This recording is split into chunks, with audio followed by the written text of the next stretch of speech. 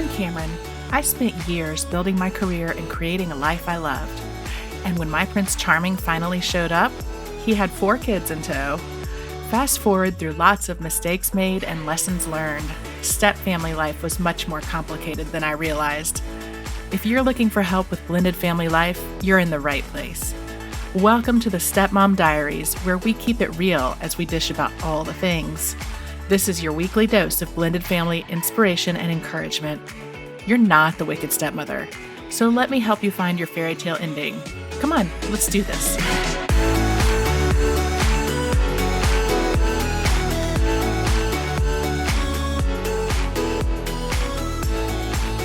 Welcome. We are back. I'm so excited to be here. I took a little bit of time off the podcast after we hit 100 episodes. Yay, us.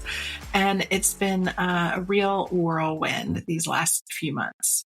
If you follow me on Instagram or get my emails, you know that we have recently relocated from the DC area to Maine.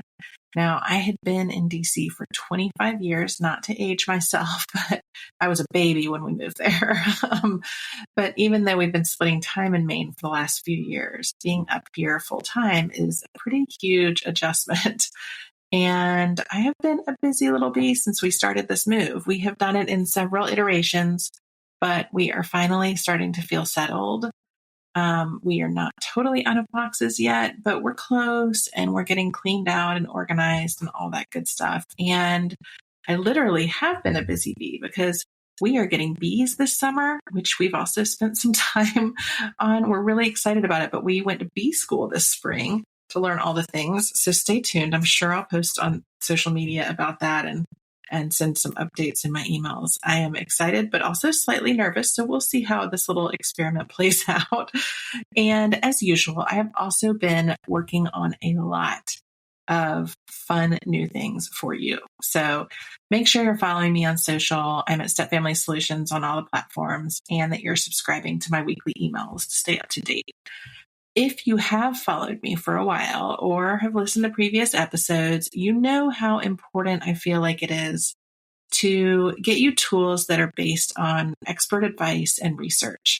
There are lots of voices on social media that are spouting off with advice that is based really just on people's experiences. And there's an important place for that. But I feel like it's really important for stepmoms and stepfamilies to have substantiated, evidence-based, proven strategies out there. So that's my mission. And honestly, as a reformed lawyer and current grad student, I'm a little geeky and I do love to dive into the research as I create ways to help you make your stepfamily life just a little bit easier. Over the years, I've done this by building relationships with some of the top academics and researchers in the space. And I am constantly looking for ways to apply their work to what I'm doing for stepfamilies. But today, we're going to actually go straight to the source of some of this amazing research that's happening as we talk about one of the very trickiest areas for many stepfamilies, and that is forming strong relationships between stepparents and adolescent stepchildren. So I'm really excited to introduce you to today's guest, Todd Jensen. He is someone whose research is shaping the way that we understand stepfamilies today. Todd is an assistant professor of human development and family science at the University of North Carolina at Chapel Hill, where he also leads the Thriving Through Family Transitions Research Lab. His groundbreaking work explores the factors that help build quality relationships between stepparents and stepchildren, especially during those complicated adolescent years. And I just want to tell you, this work is so important and so necessary. His research has attracted more than $34 million in funding, including major grants from the National Institutes of Health, the U.S. Department of Health and Human Services, and many prestigious foundations. He is also a 2-time fellow at the Carolina Population Center and the Society for Social Work and Research, and he serves as the deputy editor of the Journal of Family Theory and Review. Beyond all of these credentials, he is deeply committed to bringing practical, real-world solutions to stepfamilies, and I am so excited to bring you this conversation.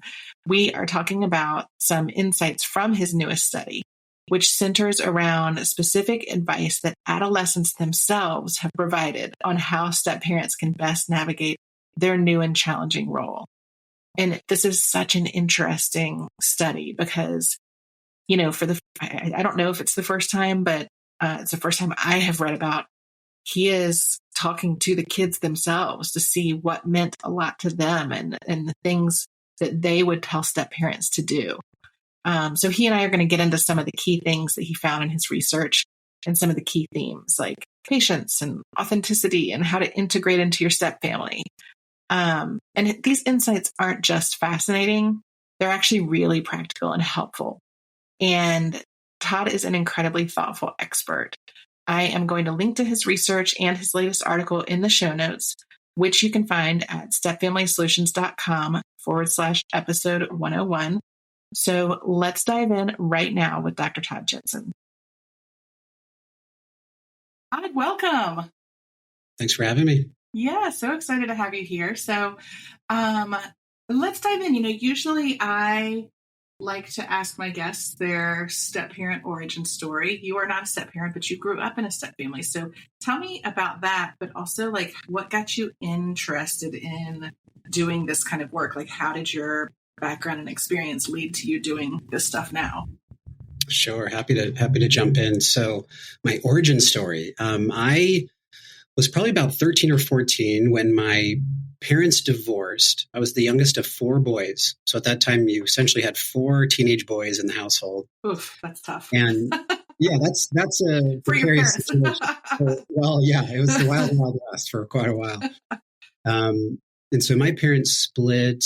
My mom moved across town, was still very involved, and we stayed in residence with my dad. And my dad repartnered very quickly.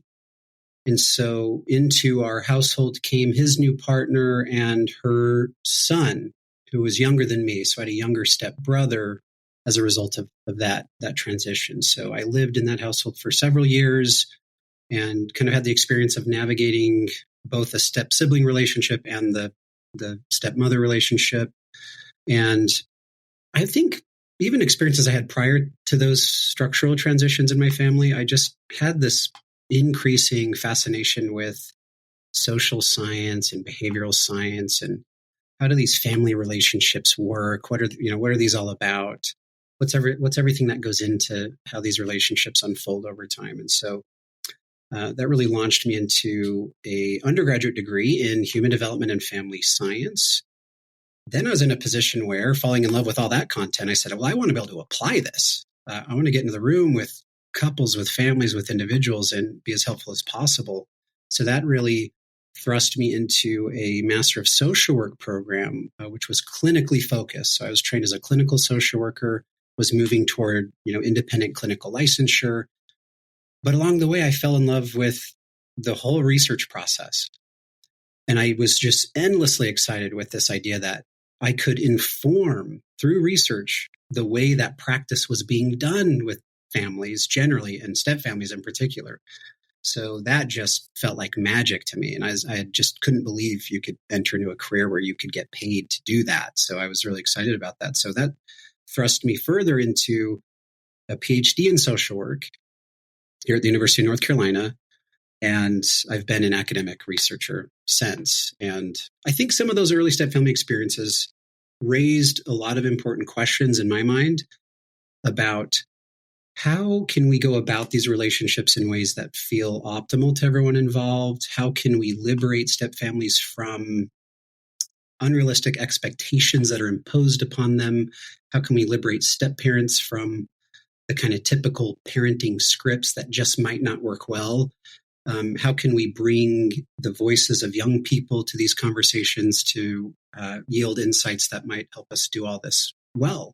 So that really shows up in my research. And I've been involved in step family research for about 12 or 13 years now. I love that. And isn't it amazing to find a career where you feel lucky to, be a part of it? And I don't know, finding what you love to do is just an amazing gift. Totally agree.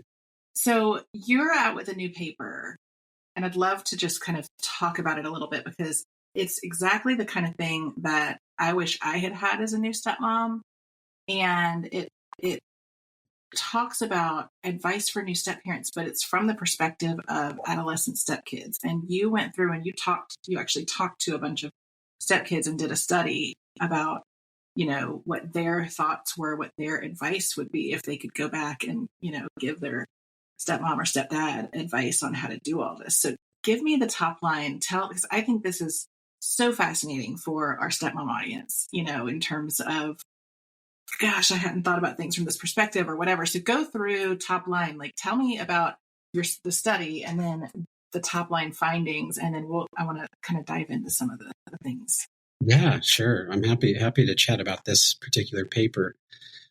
So this paper focused on a sample of 18 young adults, college age, who had the experience of acquiring and living with a step-parent at some point during their adolescent years. So this is stepfamily formation during adolescence, which for lots of reasons can be an especially demanding time for a stepfamily to form in the lives of these young people.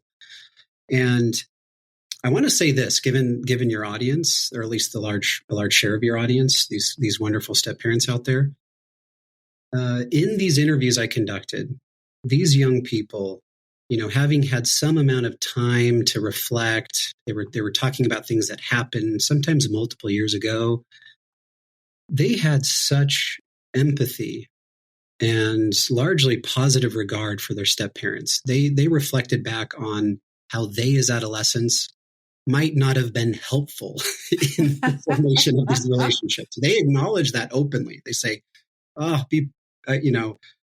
be patient, dear step-parents. We'll come around probably to some extent eventually if these other things, can kind of fall into place nicely too. Isn't that heartening to hear? I mean, because I think that is something that stepmoms really struggle with, is like, I've got this kid who is just treating me like a total jerk. And, when I work with them, we talk a lot about empathy and kind of understanding what the kid may be going through in all of this. But isn't that nice to hear that, like, sort of on the other side of things, as they come out, they're like reflecting on it and thinking, gosh, this probably wasn't easy for stepmom.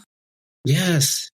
And I have a tremendous amount of respect and empathy for all you great step-parents out there. And I'm kind of looking in the camera saying, like, step-parents, I see you, I acknowledge you. There were instances in these interviews where these young people were describing the development of their relationship with a step-parent. And as they were describing these step-parents, in my mind, I'm thinking, these are superhumans. They I know, right? are stoic in the face of tumultuous relational dynamics. They're calm, they're flexible, and all of these things that are so much easier said than done. And here you have these step-parents that are just giving it their all. And let me tell you, it makes a difference big time. And that's a real kind of underpinning of my work too, is just thinking about how can the step-parent-child relationship be fully unleashed? How can its potential be fully unlocked to promote the well-being of both that child and the step-parent? So I've kind of wandered off the farm a bit, perhaps, but I have some of the findings I'm happy to shoot through if it's helpful to the conversation. Yeah, I think that'd be great. Just like a quick top line. And then, there are a couple of them that I definitely want to delve into that I think would be really helpful for stepmoms to hear about. Great. So I'll give the quick, relatively brief 30,000-foot view of the findings. So a lot of the information that came in from these respondents in the form of advice they would give to a step-parent who's going to form a relationship with an adolescent child or more than one. The first theme was really centered around preparing for the role, kind of getting your affairs in order. What are the skills? What's the knowledge? What are the attitudes that you should have in place to make this transition as smooth as possible? Not always going to be smooth, even in the best circumstances, but what preparation can be done so that a step-parent's not walking into this environment completely blindsided by the things that are happening. Another core theme was adolescents saying to step-parents, be real, be you, be authentic. Let me tell you, adolescents can smell inauthenticity a mile away. They can see it coming. So being real, and they really we're encouraging of step parents to be open, to be honest, to be transparent, to be really their authentic selves. Another one, and this was a big one, was be patient. So be patient in terms of how long it might take to develop a positive relationship with new stepchildren, in particular. And then another piece of advice: don't force it. Let this relationship between stepchild and stepparent emerge and develop organically. And it's probably going to look different for every single family. And that's okay. In fact, I get excited by that fact. We can make this relationship be whatever we want it to be. That's a really cool opportunity, actually, that the traditional kind of biological parent-child relationship, you don't typically get to see. I love that you say that, because that is something that I always tell stepmoms. I sat down with each of my stepkids at various points, and I don't know, I'm a big fan of like having the awkward conversation, like calling out the elephant in the room. And so, I've at various points said, hey, I know this is weird, right? Like, I'm not your mom, I'm not your dad, but like, that's the cool thing about this is we get to decide what we want this to look like, and I love that you're saying that, because I think that the idea of being able to like have that conversation with a kid, I think they'll so appreciate the fact that you're kind of being honest with them in a way that nobody else will really talk to them. And it really does give you a chance to have an interesting and unique relationship with them. Absolutely. And it can be so powerful when these young people are brought into that conversation and are able to have some ownership over it. Like, oh, we get to co-create this relationship. Yeah, it gives them like a little feeling of control, which they totally need at that age, and yes. Yeah, absolutely. Absolutely. Another theme, which was actually quite rich, I have, I think, 6 sub-themes nested within it, but very broadly, this advice to carefully integrate. Be very thoughtful about how you're approaching these new relationships. Be flexible in finding opportunities to interact with your new stepchildren. Try to support existing relationships in the family, and even think about the potential benefits of helping these young people form relationships with your extended family as the step-parent. Yes. Some youth respondents benefited from that. They recommend that these new step-parents get on the same page as the resident parents, so kind of aligning expectations and parenting strategies. They encourage step-parents to avoid drama, either drama that predates the formation of the step-family or emergent drama as a result of step-family formation. And this sub-theme under this carefully integrate umbrella that I absolutely love and I think is incredibly powerful. These young people say, don't try to fix or replace, thoughtfully contribute. I love that. Find that unique opportunity to provide a meaningful, distinct contribution to the life of these young people. You don't need to necessarily meddle or treat this as an opportunity to fix things that are broken, but just show up and see what opportunities are there to meaningfully connect with these young people. And then the last kind of overarching theme was prioritize the adolescent. Easier said than done. We all have priorities. We all have needs. We all have things that can kind of brush up against emotional bruises we might be bringing to these relationships. But to the extent possible, youth seem to benefit when they feel like their needs and preferences are being acknowledged and prioritized. And so that's kind of the overarching summary of this piece. So great. So there's so much here. I mean, I feel like we could talk about this forever. So one of the things you mentioned was staying out of the drama. And you talk in particular about like the kids saying that the step parents should maintain a distance from charged family dynamics, which I think, as you have said, is sometimes easier said than done.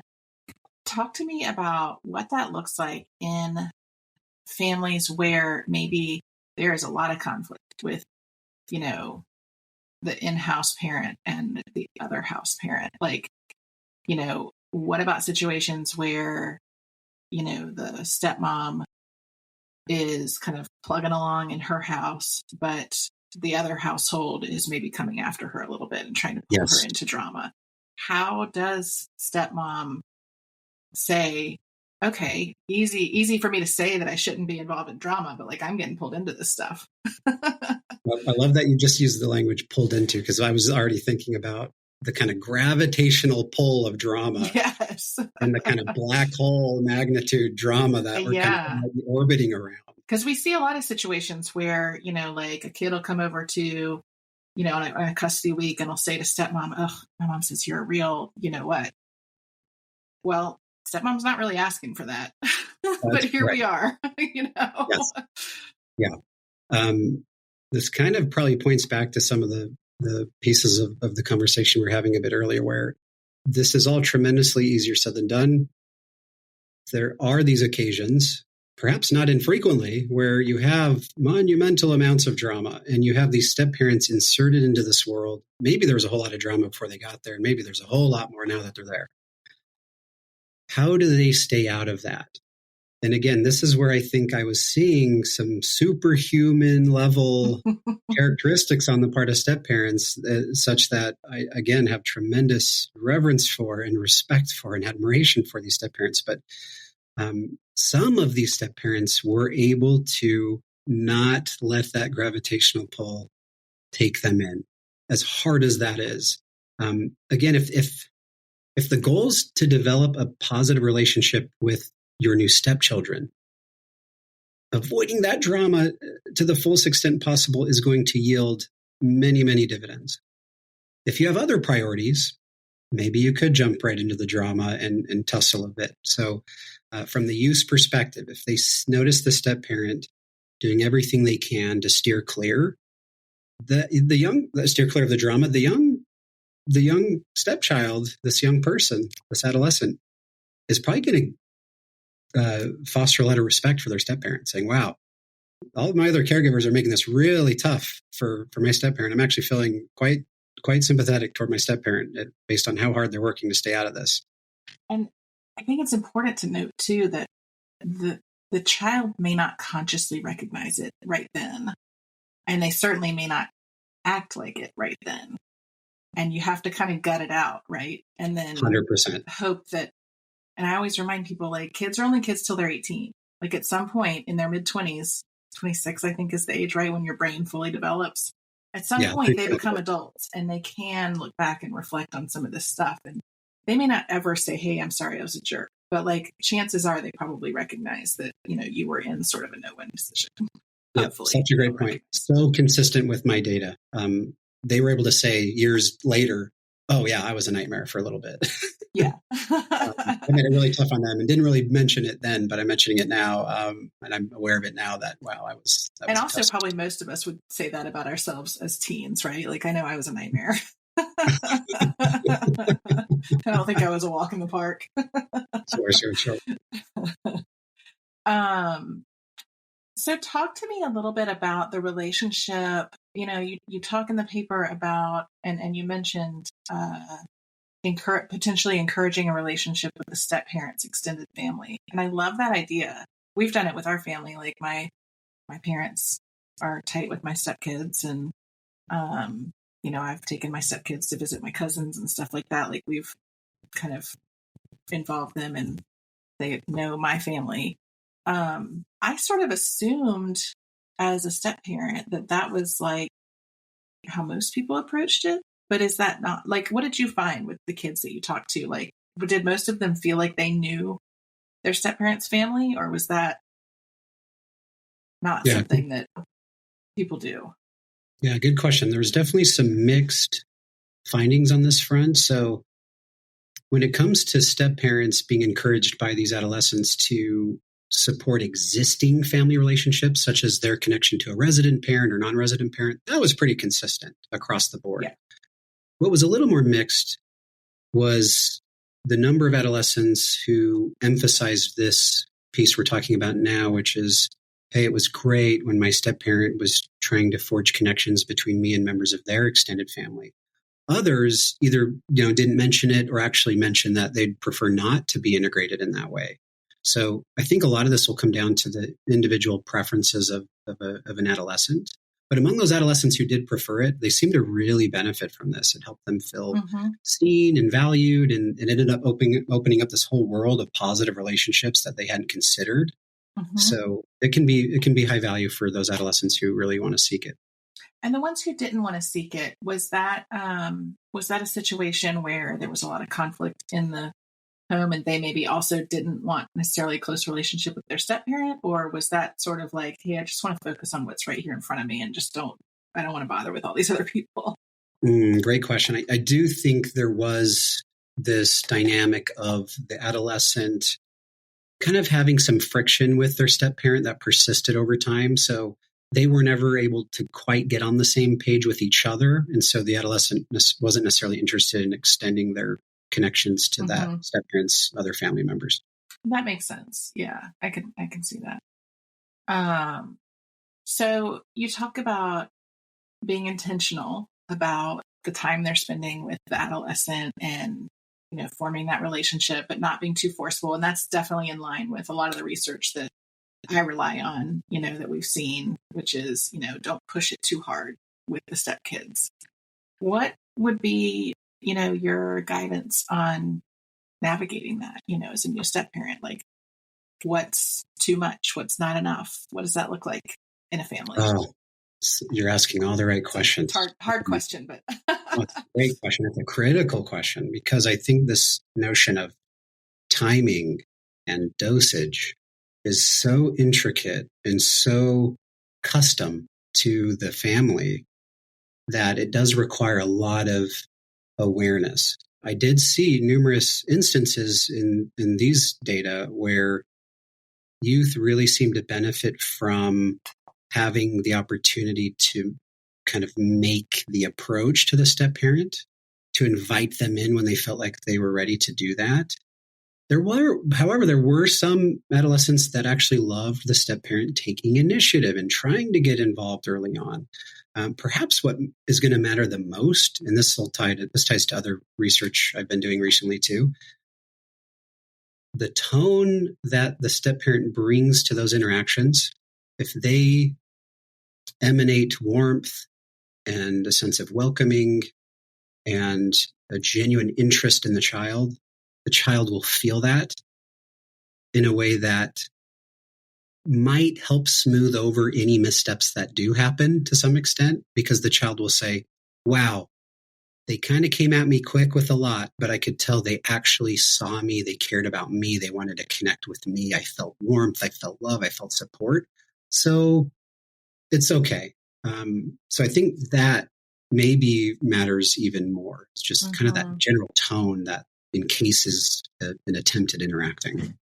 And like letting it feel natural, I think, right? Like not sort of, we have to have some structured step-parent, stepchild time now, so let's go do this. It's more like, that's right. Hey, I'll pick you up from school. Let's go get ice cream, or, just something that's not super forced. That's feels, right.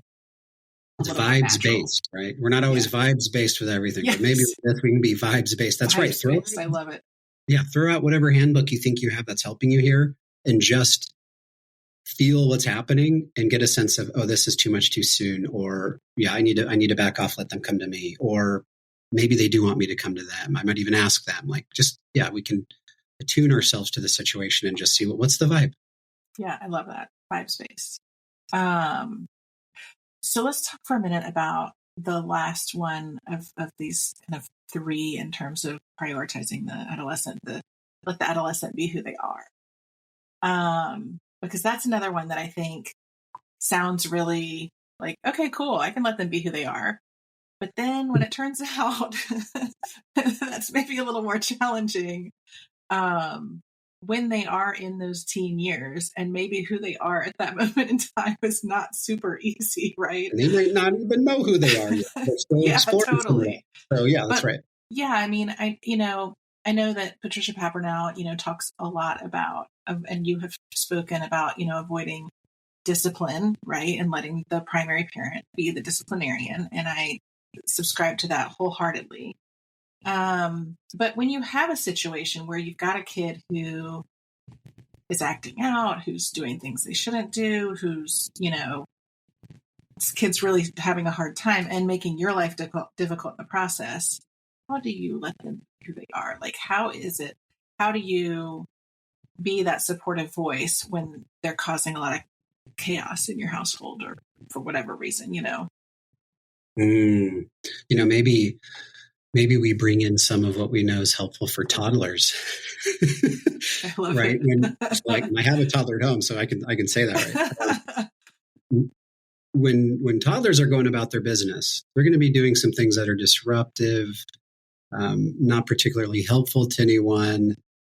And they're going to be doing things that are really sweet and kind and thoughtful. And when their caregivers attend to those positive behaviors, the toddler tends to take that message. It's not a silver bullet to alleviate all toddler issues for sure, but it sends a message to that toddler that, oh, wow, they really noticed those kind of more positive things I was doing. Maybe I can up the temperature on some of those things. And I think maybe some of that's going to come into play here too. In the midst of, an adolescent's identity exploration and experimentation and potentially challenging suboptimal behavior at times, are there kernels of who they are or who they are becoming that a step parent or really any caregiver could thoughtfully attend to and nurture? That might be a kind of even if subtle, a powerful way of going about that. Well, I love that because that still preserves the parental role in kind of being the heavy when they need to. And then you're sort of staying out of that fray and you're just kind of providing the kind of, hey, I'm here if you want to talk voice, Yeah. Yeah, that's hard. That's really hard. Well, so there's so much here. But tell me if you had a new stepmom in front of you right now, and she said, give me the one thing that'll make a big difference with my stepkids, what would you tell her? Love this question. I'm obsessed with this question. I would look right in the camera. I would say, show your stepchildren how much you really want it, even if it's not reciprocated. And for an extended period of time, it may not be. But if you must genuinely want a meaningful connection on both your terms and theirs, right? That's a two-way street. But if you genuinely want to connect with this person, with this young adolescent or young stepchild of any age, really, they need to feel that. And if they feel that consistently, without question, most of the time, we're not perfect, that creates fertile ground into which all sorts of things can be planted and can grow. So it's tough to think of like a silver bullet, but wow, if I had to pick one, emanating warmth, love, support, genuine interest, it won't ever hurt. I love that. I think stepmoms put so much pressure on themselves to do all the things and be all the things to these kids. I think a lot of times, maybe there's stepmom is coming into a dynamic that's been, kind of crappy for the kid. And, maybe the other parent isn't super and they feel like the kid could use better parenting. And, and the stepmom comes in and she makes all these mistakes because she's just trying to be all the things, and I love that, like, you don't have to be all the things, just show the kid you care. Yes. Essentially. And even that can be difficult in the face of an adolescent being cruel in return. Absolutely. So, and they can be. Boy, they can cut you. Yeah, they're skilled. They're skilled when they want to be. See what you have to look forward to when your son's a teenager, right? Although you're much more equipped to deal with it than the rest of us. But well, you might be surprised. Todd, I could keep going with this for hours. This is so fascinating. And I really love that you took the time to pull this research together and to do this study from the point of view of kids, because I think that is it's so informative and it's an angle that like really hasn't been looked at as much. And I think that this is going to have a huge impact for step families everywhere. So thank you so much. Where can people find you if they want? I know you have been more active on Instagram lately, so I'll make sure and drop your account in the links, but tell everybody where they can find you if they want to learn more about all of this fun stuff. Right. Yeah, I'm really trying to be a friendly neighborhood stepfamily scientist. So I love it. I'm trying to get on Instagram where I can engage with real people, get outside of these academic walls, get research findings into the hands of people who might care, might benefit. So I am on Instagram, and that's Dr. Todd Jensen. That's my handle. DrToddJensen. So happy to engage on there. I'm very responsive there. I try to post random thoughts, highlight study findings from my own research or other relevant studies, and happy to answer any questions. So you can definitely see me there. And I have a website for my research lab here at the University of North Carolina. I think we can place some of that information in the show notes, but that's the Thriving Through Family Transitions Research Lab in the School of Education at UNC. Perfect. I love it. Well, I encourage you, stepmoms, go and find him, follow him on Instagram. Todd has got great resources and is a great leading voice in all of this important stepfamily research. So thank you so much for being here today. I really appreciate it. The pleasure's all mine. Thanks for having me.